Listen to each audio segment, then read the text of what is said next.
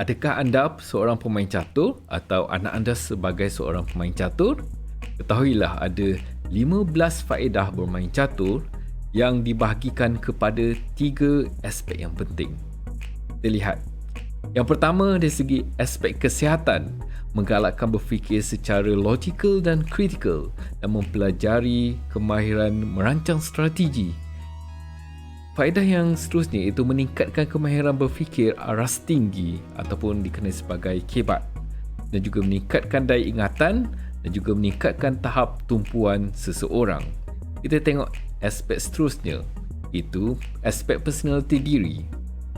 Ternyata bermain catur untuk peringkat yang lebih tinggi, seorang itu boleh menjadi seorang atlet sukan. Seperti sukan-sukan lain, sukan catur juga bersaing di peringkat yang daripada bawah ke peringkat yang lebih tinggi.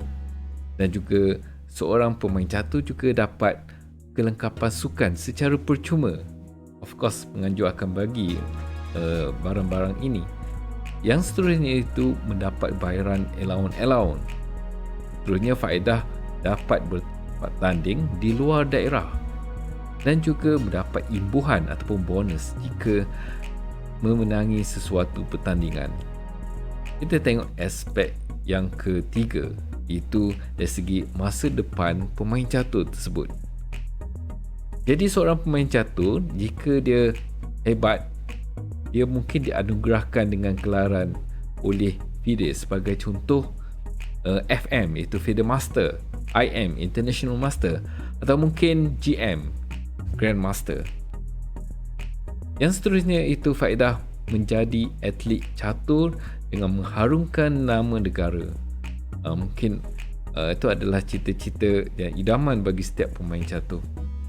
Seterusnya itu bila dah pandai main catur, geng, mungkin pada masa tertentu kurang untuk bertanding di peringkat yang kompetitif. Pemain catur juga boleh menjadi penulis buku catur. Okay? So dapat income daripada menulis buku catur. Okay? Publish buku, jual buku, itu juga merupakan salah satu pendapatan untuk pemain catur. Seterusnya itu menjadi jurulatih sampingan ataupun sepenuh masa.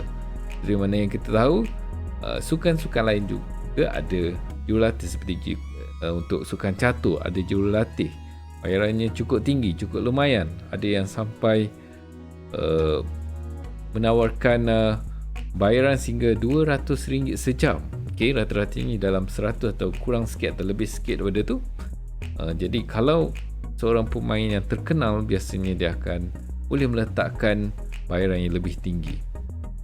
Dan juga yang terakhir sekali actually, kerja sampingan sebagai YouTuber ataupun vlogger, yang mana pendapatan dia adalah tidak terhad.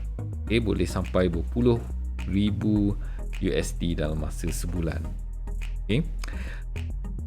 Saya rasa itu saja. Okay. Ini adalah pendapat saya sendiri.